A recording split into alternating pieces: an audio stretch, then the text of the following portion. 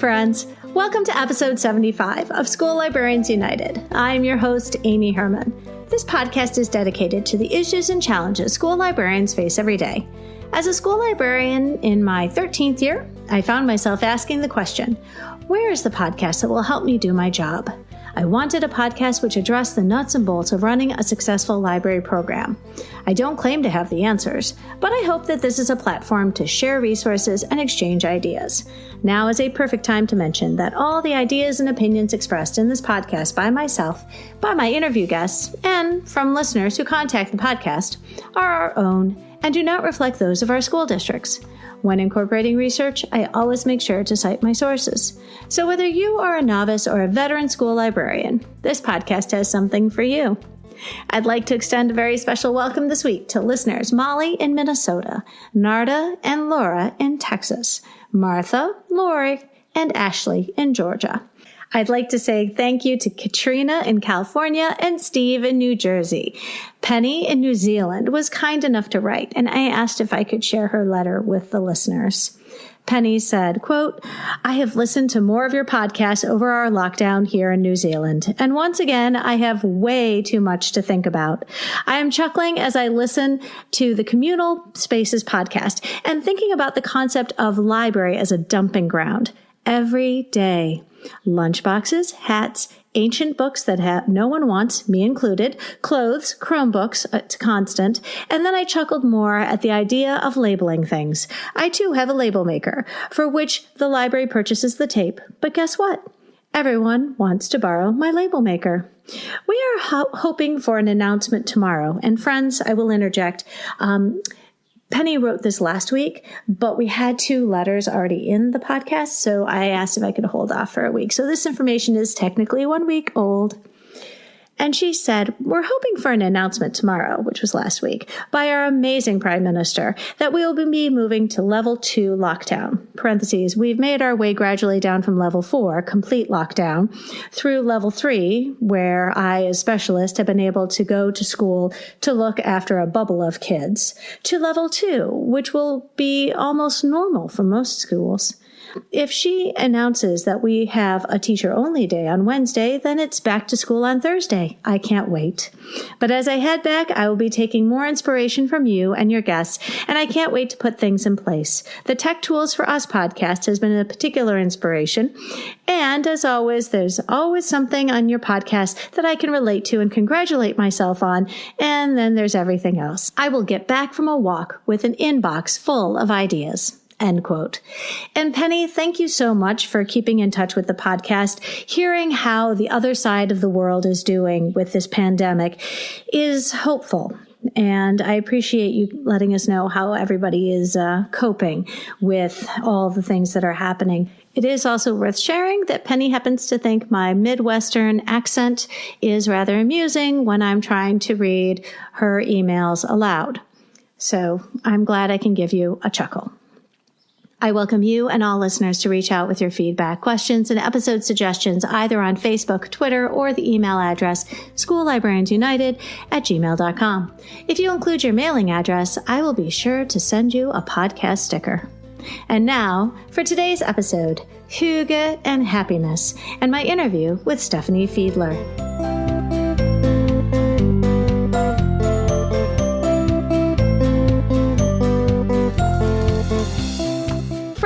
So excited to be sharing this conversation with you today.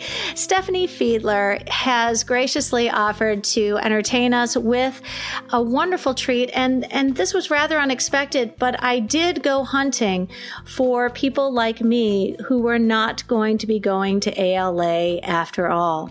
So Stephanie, welcome to the episode. Today I'm so excited to have you introduce yourself to everybody. Can you tell us a little bit about yourself and your current library? Oh, it is such an honor to be here, Amy. Thank you so much for asking me. And you brought me up out of the deep depression I was in when ALA was canceled. And I got your email. I went, oh, this is awesome. Even better. No trip to the airport. So let's see a little bit about myself. I have had extensive experience in libraries. I was a medical librarian in the U.S. Air Force. I've been a law librarian in New York. I was a college librarian in Durham, North Carolina. And then in the public school setting, I've taught both elementary and secondary. But with all of that, I really consider myself to be an elementary person. Wow, fantastic. So we've never met. And I really did pounce on this opportunity. You and I assume at the same time, got this just soul-crushing, devastating email from ALA in telling us, and this wasn't unexpected. We knew this was going to happen. In fact, it happened on the same day they announced that the Summer Olympics were going to be postponed. I'll never forget. And I knew this email was coming, that they weren't going to have ALA. And the one big, this was my big, hurrah. This was going to be the big celebration of the year professionally for me. And I know it is for you to present at our national conference. Mm-hmm. And I said, you know what? I bet that website's still up. I bet that website is still up. And I went onto our website looking for other school librarians. And I wanted to make sure they had the invitation to come on this podcast. Yeah, and it was great timing. I feel your pain. I was devastated. Yeah. Well, and we're just trying to make, lemonade out of lemons. And to be quite honest, I think we've been doing that since mid-March anyway. I think that librarians and parents and teachers and all people involved with this, pandemic have been trying to somehow rescue our normal everyday lives from the confines of what's happening. Yeah, definitely. So tell me about your presentation, because I know you put a lot of work into it, and I know you were so excited to present this in Chicago. Yeah. And I was going to say, that conference really represented a lot of firsts for me. It was going to be the first time I presented at ALA, the first time I attended ALA. I've been to the American Association of School Librarians conference before, but I've never been to ALA before. I'd never been to Chicago before. I mean, we had a whole family vacation planned around this. Yeah. My son and husband were going to come with me. So that was it was crushing. But and also, I would say that I love the energy at conferences. It feels like summer camp to me. You're making new friends and you're learning about things from leaders in the field who are at the top of their game. And you just leave, just like summer camp, you leave and you're exhilarated, but you're kind of exhausted. You've made some new friends. So I missed all of that. But I know that we are going to do it one day. We will get together and we will meet in person and it will happen. And this podcast is an amazing contribution to that, because I get that same exhilaration, that same inspiration that I do almost in a more personal way, because it's in your ear, you're going about your day, exercising in the car, whatever, and you hear it. And it's a much more intimate exchange of ideas than at a conference. So I think you are genius. And I think this is serendipitous considering what's going on in the world. Well, I'll tell you what, I do appreciate the aspect of the intimacy, because when you go to a conference, I know when I went to ISTE, a lot of the concurrent sessions sat more than 50, between 50 and 75 people in a room. And, you could tune in. You could also tune out. You could be sitting there planning which session you were going to go to next. And when you listen to a podcast episode, you are captivated in the same way that you would be, say, listening to an audiobook. So it is occupying enough of your brain space that you can still walk the dog or fold the laundry. You can make some mental notes of things you want to do in your library next year. But I still put listening to podcasts in a way that it is serving a purpose. It is productive to me personally because I'm getting something out of it. Yes. And I don't know if you have this. I get FOMO really bad when I'm at a conference. I'm sitting in a conference session and I might even really enjoy it. But in the back of my mind, I'm thinking, what am I missing out on? Is there a session 2 doors down that I really should be going to? So with a podcast, you can listen to everything. There's no constraint on time or space. So. Well, and I didn't go to AASL this past November. So I know all about FOMO because on Twitter, it's the not at AASL 19 and feeling a lot of FOMO. I did try and bring some of those sessions onto the podcast and I will continue to do that. So tell me, your presentation is one I am so intrigued. I've even done background reading. So could you tell the listeners the title of your presentation? Absolutely.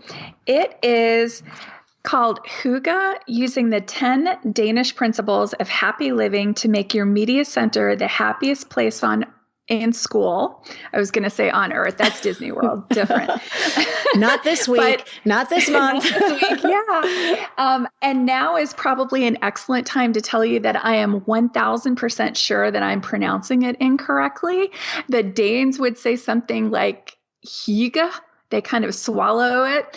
But the accepted international pronunciation is Hygge. Hygge. So I'm going to stick with that. All right. Fantastic. Well, I will butcher the word as well because I am not the least bit Danish, but I'm so intrigued by Hygge.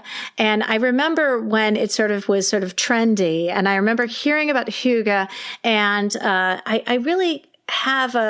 I really am curious. Friends, I am including Stephanie's full presentation in the show notes. I strongly recommend you and as I do with anybody who comes with a presentation, as you know, we pour so much of our creative energy into creating a presentation, both visually and one that's comprehensive. And so when I meet my guests who come on these podcasts, I recognize their presentations for what they were. They are, you go to a conference or you listen to a podcast, but you have this slides, in this case, like Google Slides that you can look at again and again. You can visit the links. You can think about these things. And I know that I do a lot of reflection when I looked at your presentation. So can you tell me, I know so little about it. Is Hygge an attitude or a lifestyle? Oh, good question. If you look at Pinterest, you would think it is a lifestyle. And it's actually neither. To the Danes, it is part of their cultural DNA. So a book that I'm going to talk about a lot that first introduced me to the concept of Hygge is one by Mike Viking. It's called The Little Book of Hygge. And Mike makes the analogy that Hygge is to Danes what freedom is to Americans. It is part of their DNA, yeah. And they consistently, and by consistently, I mean now for decades, have always been listed top of any worldwide happiness scale. Mm-hmm. The Danes are consistently number one in that, specifically, most notably the UN happiness index measurement. Yeah, index. Yeah. And that's saying something because they spend a good third of their year in dark, gray, gloomy, conditions because of where they are in the planet. They also have 55% income tax. I heard that, and I'm on hold for the book that you recommended, but I did find another Hygge. And friends, if you're just rolling your head, you're just trying to figure it out, it's Hygge, Hygge, and sort of like there's an umlaut in there, Hygge, and but Hygge. I've read another book on it, and they said the remarkable thing is that Danes are taxed, their tax burden is just absolutely unthinkable in U.S. tax terms. It would 55% or something like that. And there's almost like this, they don't particularly see this as a burden because it affords them the lifestyle that they have always enjoyed and a sense of security to everybody to enjoy that lifestyle. So it really is fantastic. And I really am, just so, it's fantastic because how wonderful is this that you can be taxed at 55%, but you're still rated some of the happiest humans on this planet. So tell me, and to me, the weather, it's so dark and gray and dreary, and they're super happy. And just to put it into perspective, that same UN index, the United States has never cracked the top 10. I was dangerously approaching that question. I was like, gosh, where are we on the happiness index? But you're right. And unfortunately, consumerism has probably clouded any of our, sort of made it impossible for Americans to obtain any sort of level of happiness, because so much of what we equate with happiness has to do with material goods and acquiring. And I think what I love about Hygge is that and we'll talk about this later in the podcast, is that so much of this can be appreciated without leaving your house. Yes. And under the given circumstances, we have been sheltering in place since mid-March. Yeah. And friends, if you can appreciate just how happy we are, if we embrace Hygge, it really does change how you spend your day to day.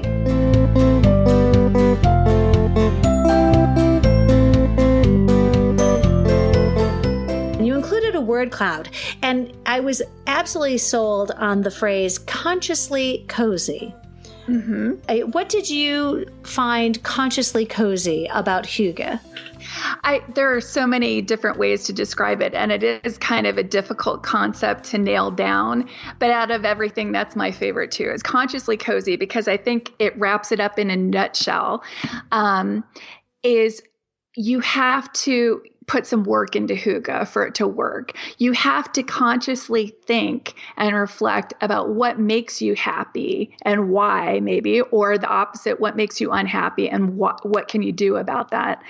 And then put into practice and prioritize those things. So back for a minute to the conversation about materialism, just so you don't think that this Hygge, or Mike Viking in particular, is being too Pollyanna about it all.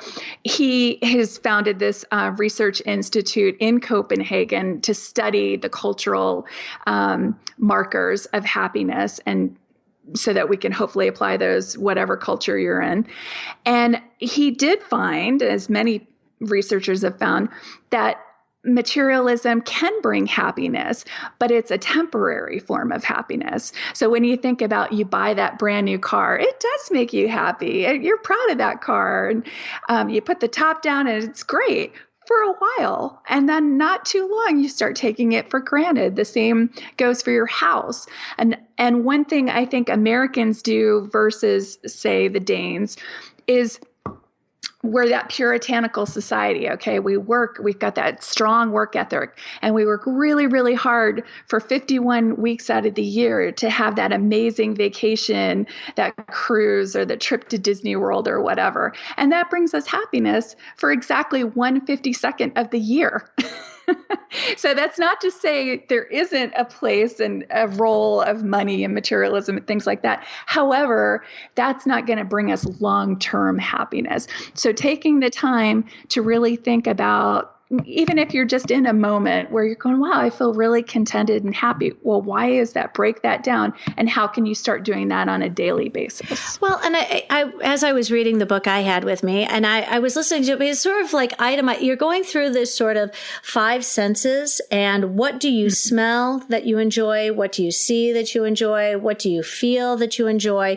Down to the temperature. And they said, Danes deal with such brutal weather, but that's why the coziness of the scarf they picked out, or the woolen mittens, or their socks. And the Hygge is in the coziness that they feel in their everyday. So when you bundle up and you're warm, but you still feel the cold on your face as you go outside, the Hygge is not the cold.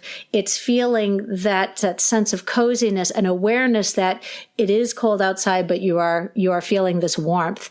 or it's the warmth that you feel when you are surrounded by friends and a very simple meal, or, a family dinner, or, the places in your house where you seek solace and refuge. And if you want to curl up with that book, well, where is that chair and the blanket that you have? And, so much of this can happen without ever leaving your house. It's right. Fantastic. So let's talk about the 10 principles of Hygge and tell us, how do we apply it to our library space?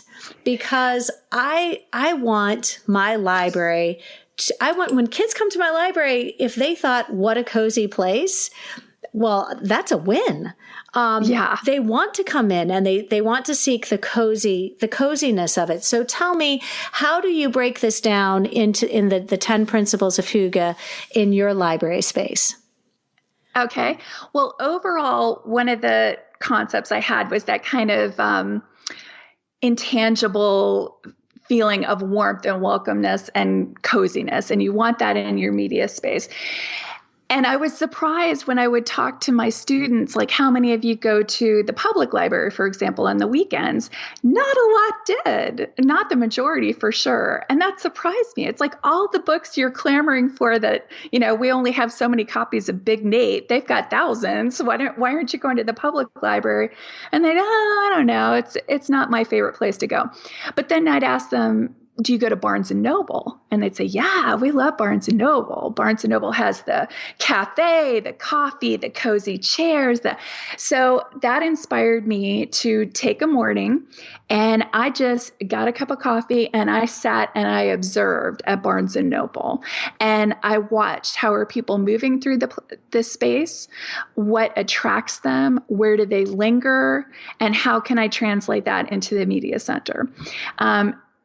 And basically what I think they did, and a lot of the best bookstores do this, is they make it feel less institutional and homier instead. So you immediately feel comfortable.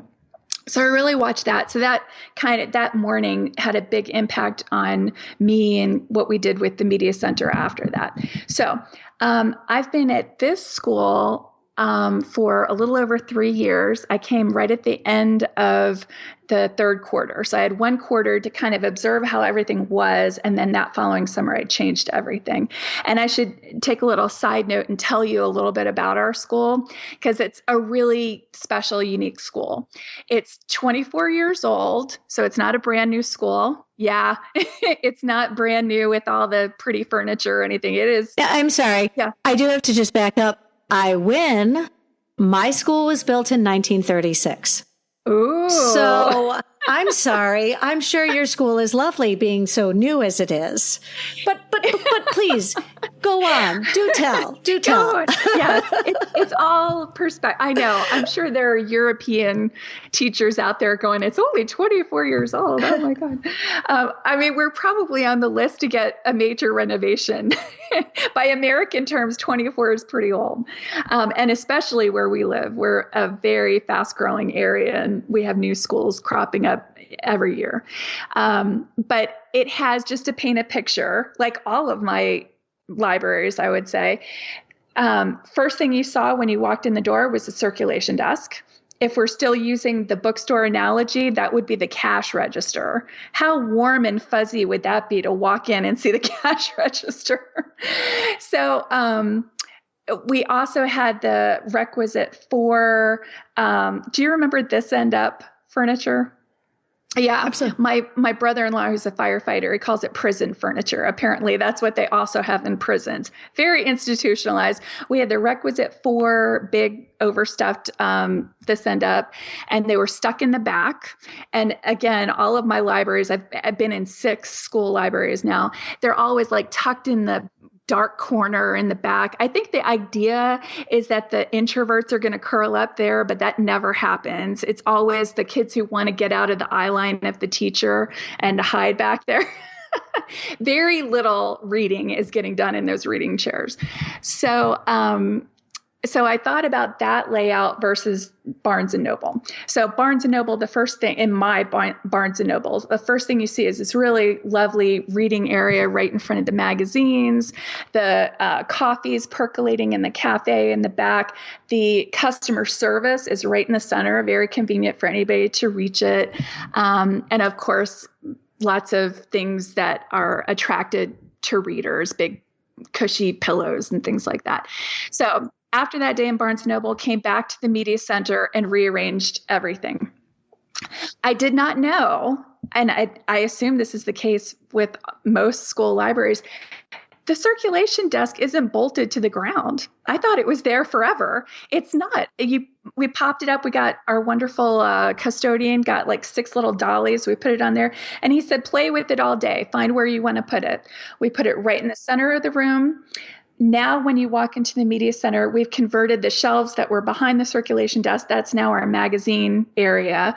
We've got a adorable rug. We're the dolphins, so it's a rug with like sea turtles on it. We've got those 4 industrial chairs, but now we've got pillows, and we have 2 floor lamps to have nice ambient lighting.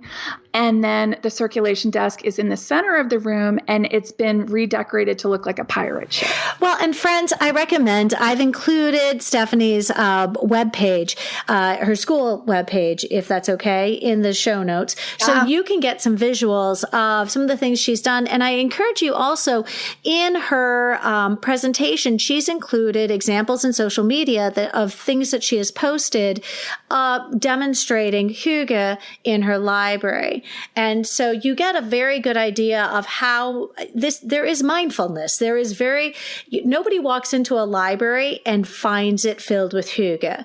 It's very intentional.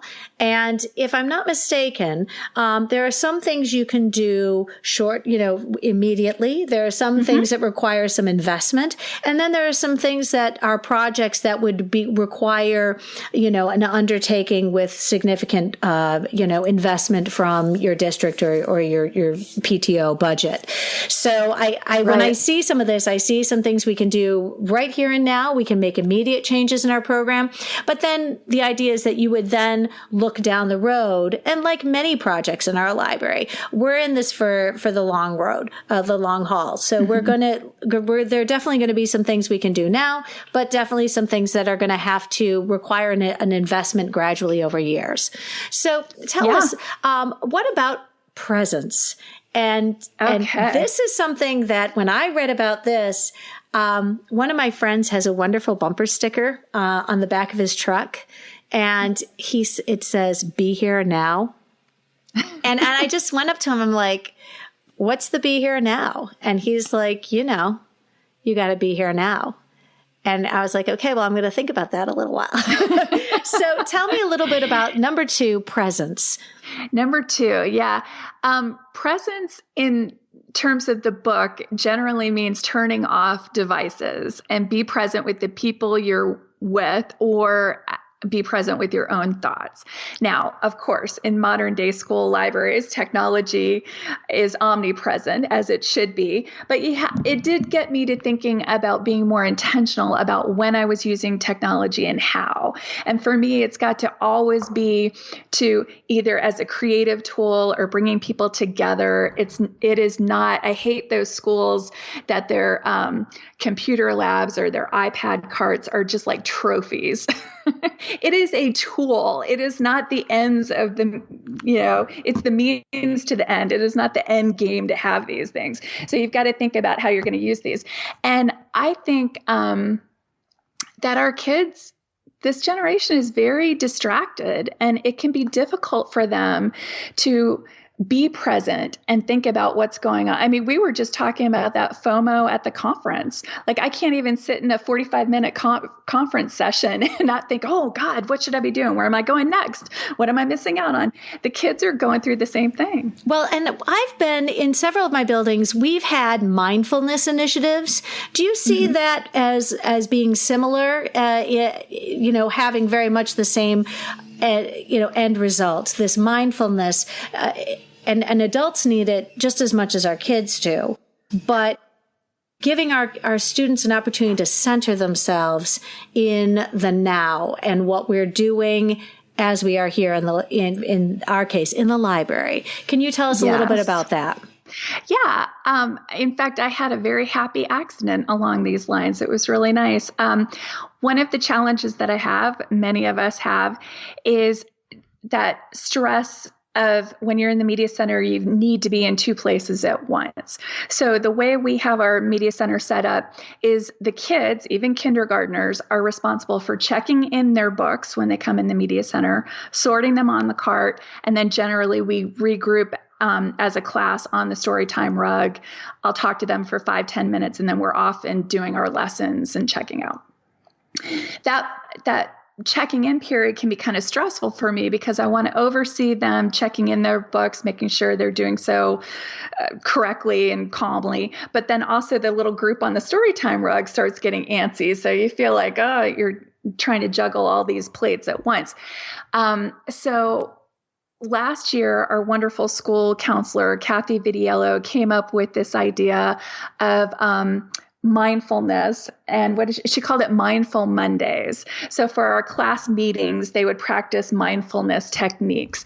And something about this particular day, it just popped in my head. And I said, all right, kids, while these guys are checking in their books, those of us on the rug, we're going to practice mindful media. And there's nothing like alliteration to get somebody's attention. So they loved it right from the get-go. It works for podcast titles too. Yeah. Sure. Hygge and Happiness, right? I noticed. Yeah.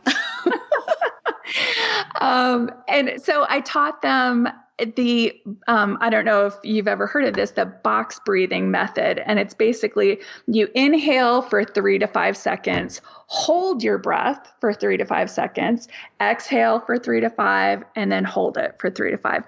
And if you do this 3 or 4 times, it is physically impossible not to slow down your nervous system. I mean, this really works. This is a way to recharge the human body. And like I said, I just did it kind of on the fly in this particular moment. And the kids loved it so much, they asked me for it. They begged me for this. They really liked that moment, to the point where the kids who were still checking in books were hurrying up that process so they could join us on the rug before they missed box breathing. So now this is a thing we do. You can feel the barometric pressure drop. Everybody's nervous system has slowed down and they are focused and ready to learn. And it's great. Highly recommend. We've done something similar where we go through our 5 senses. And as we're sitting, we're going to think about what we hear. We're going to think about what we see. We're going to think about, now I'm going to forget something. Think about what we smell. Think about what we feel. And usually we're not tasting anything in the library, but every once in a while somebody's come in from after snack. But yeah, I mean, bringing them centered so that we remember why we're here. And I know that those exercises have been implemented in the classroom level just because there is this, it's just such a rambunctious situation. And you're trying to bring the kids to remind them of where we are and what our purpose is while we're here. Now, right. I love number 3.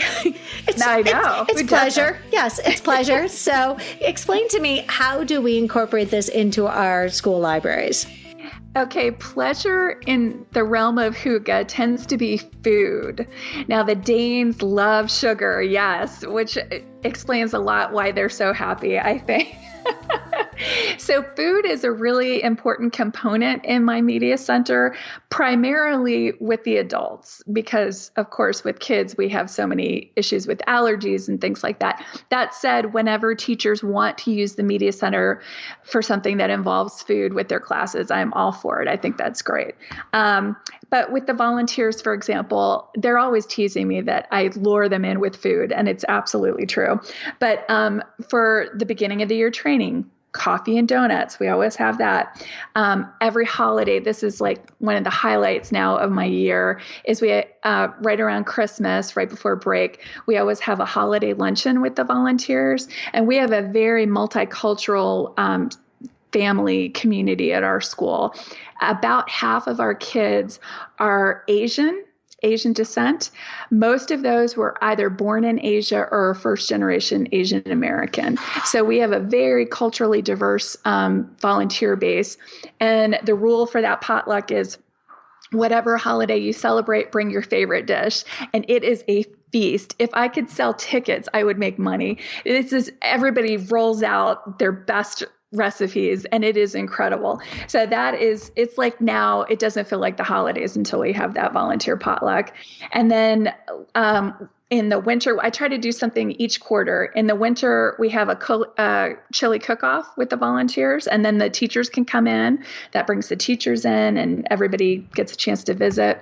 And then at the end of the year, without fail, we always have an end-of-year thank you brunch for the volunteers. Well, and that's let's jump right into number 4, because equality and how Hygge is represented in our libraries. And if I'm not mistaken, it's this community that you've built of volunteers because, you have this collection of willing workers who want to be part of something bigger that positively impacts their children.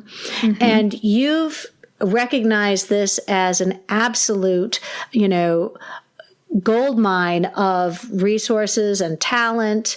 But the equality aspect, because you're bringing in grandparents, you're bringing in retirees, and using those talents in a way we can channel them to benefit your program. Can you tell me about that a little bit? Sure. Yeah. I've always, from my first year in school libraries, took it very seriously recruiting volunteers. And just to put things into perspective, we have a very large school. We have almost 900 children. And huge. And every year I have 3 training sessions. We send out the flyers and social media blasts and all that stuff to get them in. And over the years, I started figuring out some of the best volunteers we had were the grandparent volunteers because they're very flexible. These volunteers are amazing. They will book their doctor's appointments around their volunteer time. Yeah. And my goal every year, and we hit that goal just about every year, is I like to have 2 volunteers in every time slot from bell to bell. So if somebody's sick, there's always a backup. And it's amazing because we do a lot of at the central office training. So I'm unfortunately away from the media center a lot. Not a lot, but a fair more bit than you would like. Year. Yes, more than I would like. Yeah, exactly. And because I need to learn new things myself and bring it to the kids. And having that really strong volunteer base helps the subs. A lot of them then become subs. My last 3 assistants were all parent volunteers before that. So it's been really helpful. And a couple of years ago, I thought, well, instead of just crossing my fingers and hoping that the grandparents come along when I ask, I'm going to actively recruit them. So the first thing I did is I went to our town's senior center, and I thought they'd have a flyer or something. They just have a bulletin board. And I thought, well, this is a shot in the dark. But I put a notice up. I got a 30-year retired public librarian who was a cataloger. And she did nothing but my cataloging for a year. And this woman knew more about cataloging than I will ever know. That was awesome. Then I went we have a local over 55 retirement community, and they had a volunteer fair, and I put up a booth. I brought my donuts and my coffee. I know how to lure them in. And I got 5 from that one. And now they're starting to bring their friends. So from one day, I've gotten, I don't know, probably 8 or 10. And if I could tell you really quickly, 2 of them, if I could tell you a little story about both of them. One is this very sweet gentleman, Pete, and he came up to my booth. I thought for sure for the donut, but he said, I've always wanted to learn how to repair books. Is that something you need? I know. That's what I said. Yeah, I could use some help with repairing books. So I plopped him down, and I don't know if you remember, Demco has these old like DVDs from circa 1990. But they've updated them and they have free videos now on their website for school repair or for book repair. So I gave him the catalog, plopped him in front of the screen, said, write down whatever supplies you need. We'll get it for you. We made him a little corner and he's the book doctor. Okay. So I've always called that volunteer the book doctor. And I'll say, oh, sorry, kids. Wimpy kids at the book doctor right now. Well, Pete was there for a few months before he sheepishly pulled me aside and he said, just so you know, I actually am a doctor. He has his MD. He is slightly overqualified for this job. And yet, I mean, I think on so many levels why this is a genius move, because what you've done is by creating outside investment in your program, you are securing community support for the public schools and for the libraries inside them. And these are all taxpayers. These are all community members who vote in school millages. They're all people who recognize that every election year, the schools are going to come at them with millages and requests for renewals of millages. And we need to support this initiative in the schools and this initiative in the schools. And if you have these volunteers who are already invested in your program, they don't need to be convinced. They're not going to say, right. They're already convinced this is a great program. So I think it's a win. I mean, if you're looking from real practical perspective, but all these listeners who really would love to have somebody just sit and repair all our books. And I think, especially because when it comes to repairing books, so many of us have had to put something aside, and all of a sudden now, not only is that book out of commission, but it's still in the system. It's still checked in. So where I would get thrown with books being in the book hospital is that I'd be looking for them on the shelf, forget that I had put it in the repair box. And I'm thinking to myself, I know we have that book. Or worse, you let the book stay in circulation damaged, and then it gets more damage. So, I mean, it's such a win for your program when you do that. Let's focus on number 5, gratitude, because Hygge is about gratitude. And again, this is very intentional. Can you tell us how this is exemplified in your library? Yes. Well, gratitude is very important. And I tried to leverage social media in this regard. So I try to always highlight the volunteers or any teacher that I collaborate with and always put that on the social media platform because I think there's just a misconception with the public that all we do is sit and read stories and check out books. You've probably had this too. When people meet you, they say, oh, I would love to do that job. I'd love to sit and read to kids. I think, yeah, I'd love that job too. Where is that job? I barely have time to do that. So to constantly be showing the public what is going on in your media program is very important, and thanking the people who are helping you along the way. I mentioned that we have our annual brunch, thank you brunch for the volunteers. That's a non-negotiable. We do that every year. We're going to do it virtually this year, by the way. And then another thing with gratitude is just showing that you care.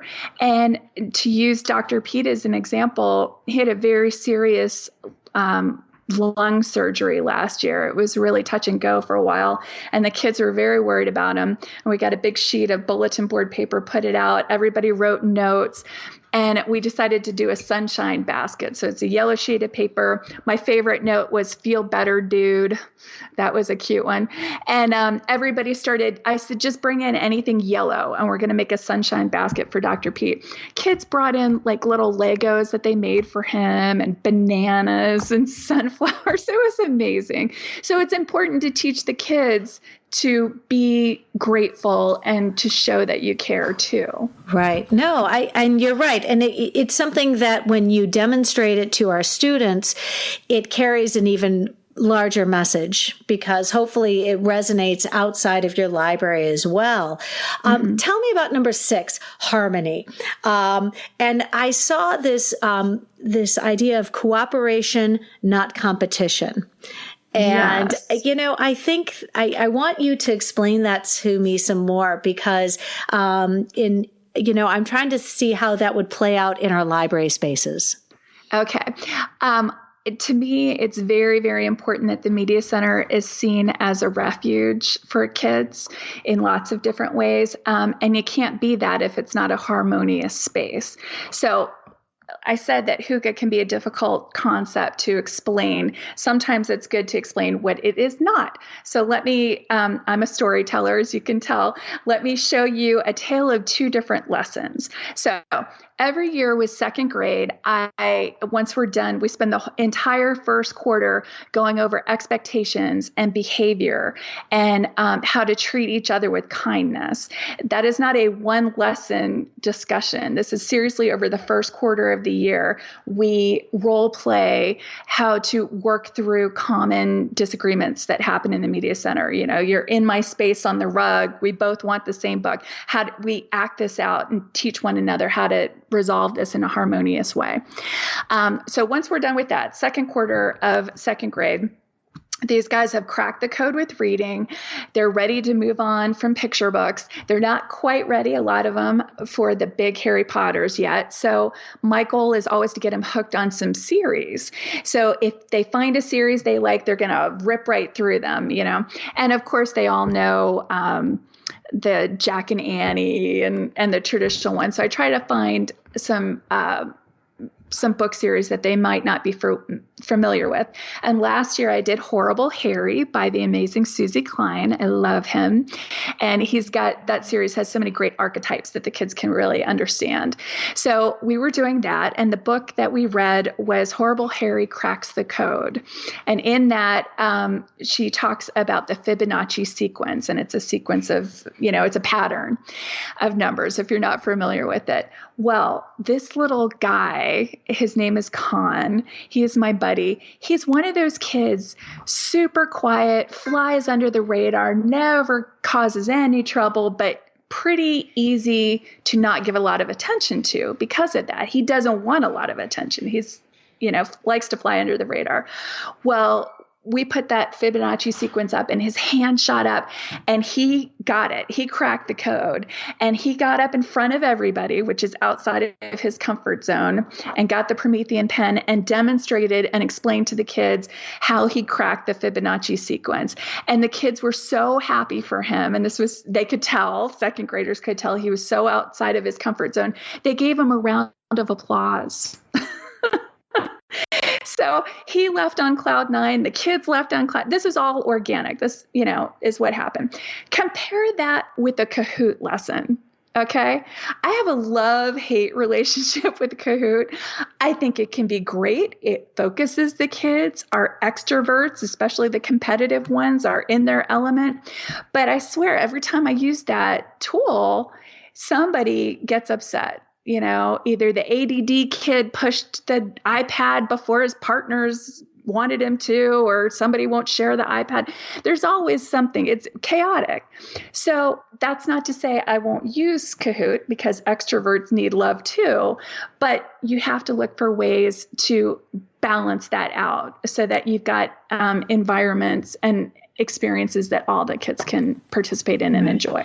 Well, and I think that in many cases, that element of cooperation, for those of us with makerspaces that are built into our programs, the makerspaces are going to be an opportunity for team building and for teamwork and to see the kids working together to achieve a common goal.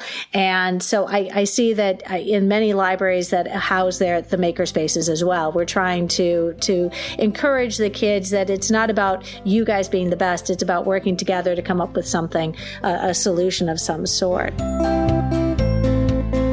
Tell us, we've got number 7 is comfort. And this one I can identify with because it makes everything sound like your family room. And I'll tell you what, unfortunately, and I was just in my library yesterday, we were given a small window to go back into our schools and get what we need. And I would not describe my library as anything closely resembling a family room. Mm-hmm. And that's basically the idea, that you're trying to build this comfort into the space that the kids occupy. Yes. And this is where I think the conscious part of conscious coziness is really important, because what's comfortable to you and I is not necessarily what's comfortable to the kids. So I try to always survey the students every year to find out what's your favorite seating preference, for example. What kinds of lessons do you like to do, so that I can incorporate choice, but I might get some surprises that I wasn't aware of. Like, for one thing, I was really shocked about this. Especially 3rd through 5th graders, they much prefer being at the tables, which I thought, don't you want to curl up on a beanbag and, get a pillow or something? They like being at the tables because they're upright and I don't know, they're not on the story time rug. So that surprised me. So I think when you see all those pictures, those beautiful hygge pictures out on social media, that's that person's interpretation of what makes them happy and cozy, but that's not everybody's. So it's important to find out what makes your patrons comfortable and happy. Well, and I think that flexible seating is one way that we can easily address that. And I happened to go into a couple classrooms, and in my case, it was the 2nd grade that had embraced this idea of flexible seating. And it was very hard to see the students at once because they were scattered. They were scattered in all corners of the room. And what they were sitting on, as you said, didn't look comfortable to me. And I can think of a lot of different ways that I would be comfortable, and on the floor is not one of them. But offering a variety of seating configurations to our students seems to be like an easy way to create that coziness in our libraries. Number 8 is the one where I need some help, and that is truce. And what is number 8, and how do we incorporate truce into our libraries? Well, generally for adults, truce means putting a hold on political discussions. And in an elementary, we were just talking about how podcasts can be dicey sometimes. You get into the politics or current events or whatever, it can be dicey. But we don't get a lot of political debates in our elementary media center. But what does come up time and time again is just interacting in a group and what that looks like and why we do the things we do. So taking that first quarter of the year to really talk about, this is why we stand in a line. This is why, this is how we can act out working through a problem when you've got a problem with a partner or whatever. And really laying that foundation of, when you're in the media center, it is not the alpha dog gets everything they want. We are respectful of one another, and we are kind to one another. And we go over that time and time again. And once they have that foundation, then we can move on and do amazing things. So it's kind of truce. This is not the playground. This is our happy space. And I also see our space, our library space, as a place of neutrality. And that was something that I don't necessarily feel in all the classrooms I walk into, but because it's the school's classroom, it doesn't get to be partisan. It doesn't get to have, and for us especially, our college affiliations, we have a very, in Michigan, you are either a Spartan or you're a Wolverine, and there is no in between. You can't say you like both. And I'll tell you, during football season, and you've got the Michigan State Spartans and you've got the U of M Wolverines, I am not kidding. There have been, kids screaming across the playground, screaming across the cafeteria, because the Michigan State game is that weekend. And so our libraries can't be like, I can't put my Michigan flag in the corner. I can't put my Michigan paraphernalia. I can wear it. Right. And I do. but it is our space is the school's classroom. We are a neutral space, and we are not supposed to exacerbate that kind of tension. Yeah. So I love that expression, the school's classroom. Yeah, we are the school's classroom, and it is definitely, one that I've tried to work on. Tell me about, we've got 9 and 10. Number 9 is togetherness. And how do you, that seems like one we can all work on, but how do you incorporate togetherness into your library program? Well, I think togetherness is really redefining what the school community is. We generally think of the school as being the teachers and the families that make up the students and the faculty in a school. But it's really way beyond that. It's the community at large. And the one thing I've found is that it's a universal truth. There are people out there who really want to help. You just have to have a vision of what you want done, and they'll help you make it happen. So one thing I did is we have a teen council at our school, or at our town of Cary. And I reached out to the organizer for that. And I told you, I started at the end of March when I joined the school. So as soon as school was out that June, I had big plans of things I wanted to do to revamp this place. And I talked to the organizer, Doug Peters, and he said, yeah, just map out what you want and dream big. Tell me what you want. And when I came up with everything I wanted, I needed 50 kids a day for 2 weeks. And he did it. He made it happen. Yes. These kids were amazing. They pulled every book off of the shelf, scrubbed every shelf, every inch of wood got the Murphy's oil treatment scrubbed down. They steam cleaned carpets, steam cleaned our upholstered chairs, this was amazing too. They made or found online book commercials for books, made QR codes, put them on all of the book, or as many of the books as they could find, put all the books back according to because it was a total disaster. They hadn't had a librarian all that school year. So really reorganized everything, potted plants. It was amazing. These kids would do anything that I asked, and they were happy to do it. Every year, I reach out to the local high schools and get National Honor Society kids who need volunteer hours. They help me with my ERDing of old equipment, help me with the school, the book inventory. They're amazing. So every year when I do that inventory, I know it is as close to 100% accurate as it could possibly be. We go through it every single year. Local businesses are happy to help. If you tell them what you need, we have a wonderful independent bookstore, Quail Ridge Books in Raleigh, and said, I love having author visits. I can't afford some of these authors. So whenever they can, they'll try to bundle in a free author, and we get some great visits that way. Another program or project I had going is I wanted to have individual green screens for the kids because we've got one giant that everybody's fighting over. Local Italian restaurant donated pizza boxes. The local Starbucks donated the green straws. So now we have independent I have a classroom set of green screens because of the local businesses.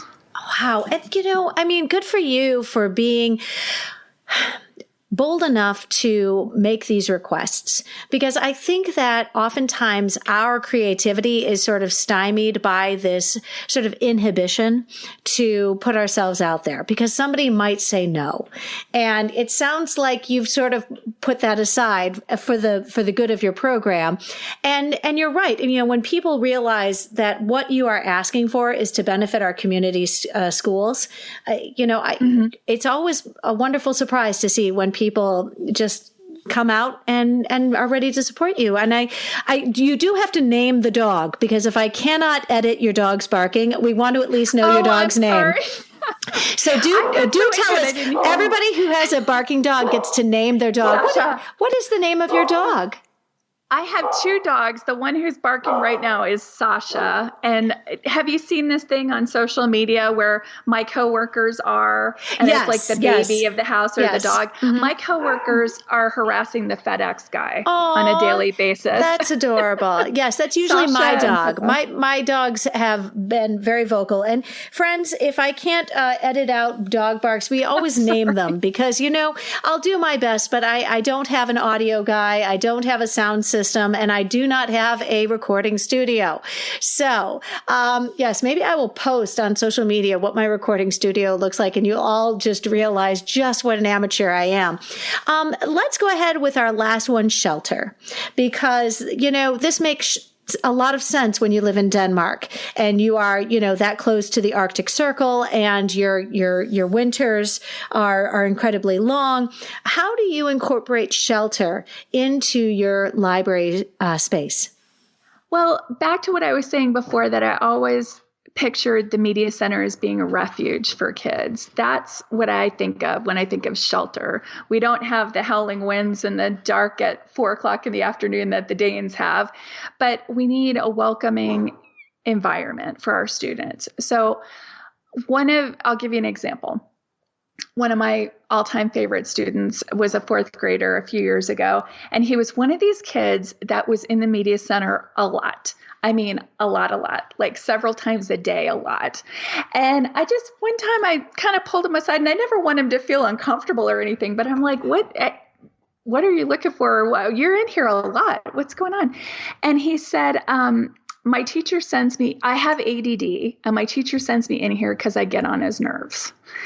And I should preface this by saying this was not at my school right now. Yeah. Well, and I can identify with that because I do know in some sort of accommodations that students can give a little wave to the teacher and say, I need to take a break.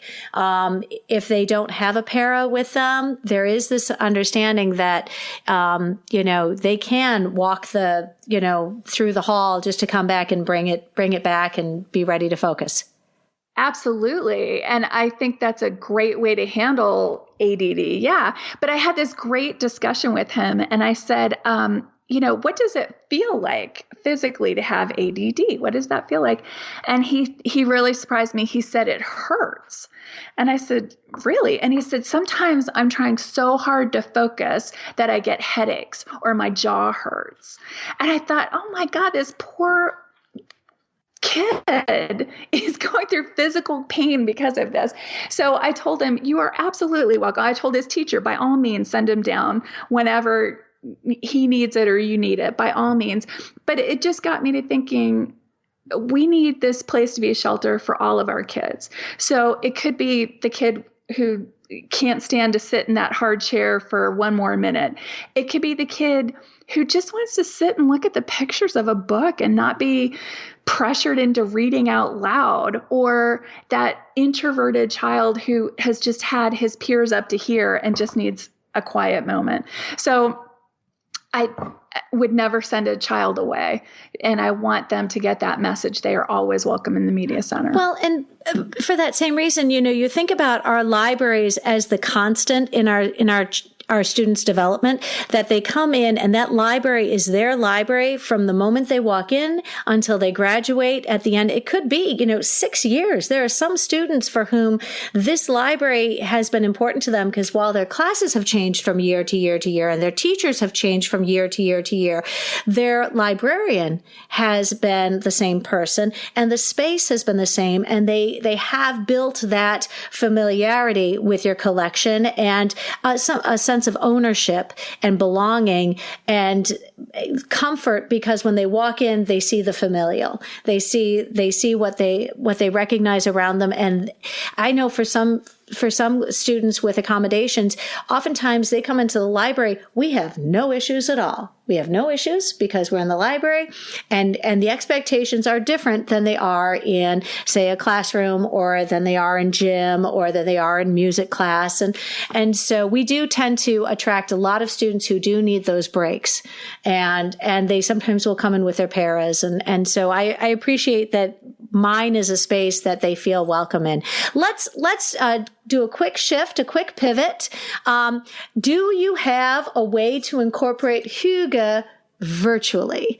And because we are all now virtual librarians, and I feel like when I'm supporting my teachers, I am doing my job. I don't know how Hygge it is of me to do any of that, though.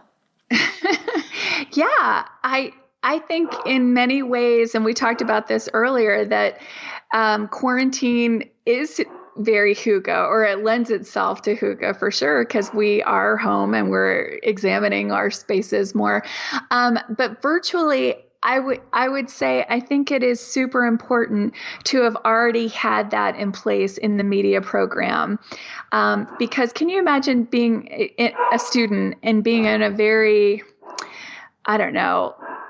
sterilized environment, and now you're at home parked in front of the screen, and this lady who's never interacted with you suddenly really wants to have some connection with you? I mean, come on, that's pretty inauthentic.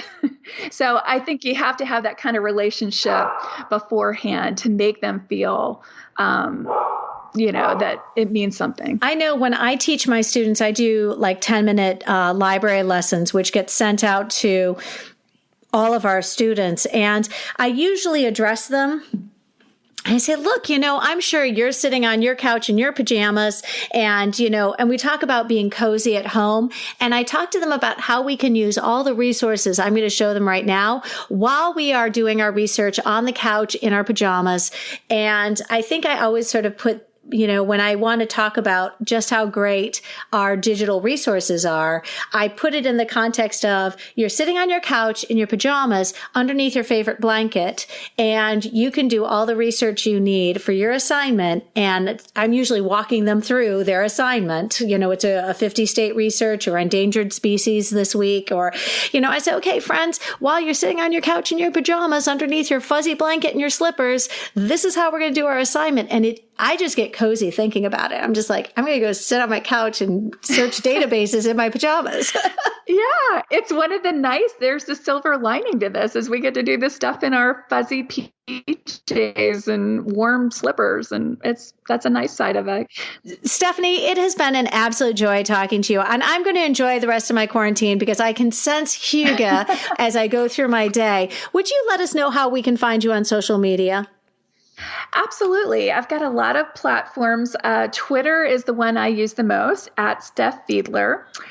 One of the other silver linings about quarantine is I've been able to add some. So I've added Instagram and Facebook. And should I'll tell you what, friends, I'm going to actually put them in the show notes. So yes, I will embed all of Stephanie's social media on our show notes, friends. And I do appreciate you've also included your YouTube tutorials as well as your Pinterest.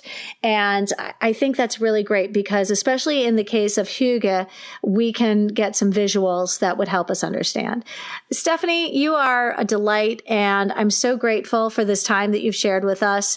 And I really look forward to our paths crossing again in the future. Oh, me too, Amy. I'm so looking forward to the time that we can have a cup of coffee and curl up and really get to know each other in person. It's going to happen.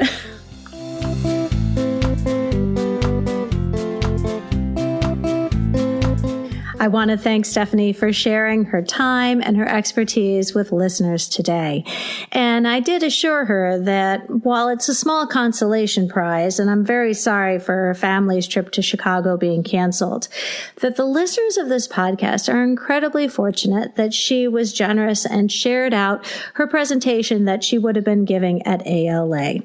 That being said, I think this is a great time to say once again, thank you to every single listener who's ever presented on this podcast, because when you share the presentation which you so thoughtfully created to present either to your PLN or your district or your team, or maybe you presented at the state level or at the national level at our AASL this past fall, when you share that presentation out with this audience, you're reaching listeners who would never have been able to see your presentation the first time it was given, either because it was at the state level or district level or just with your team. But the reality is that when we share what we so carefully and thoughtfully put together as a presentation with the podcast, all of a sudden, many listeners across the United States and around the world can benefit, and all of our library programs, as a result,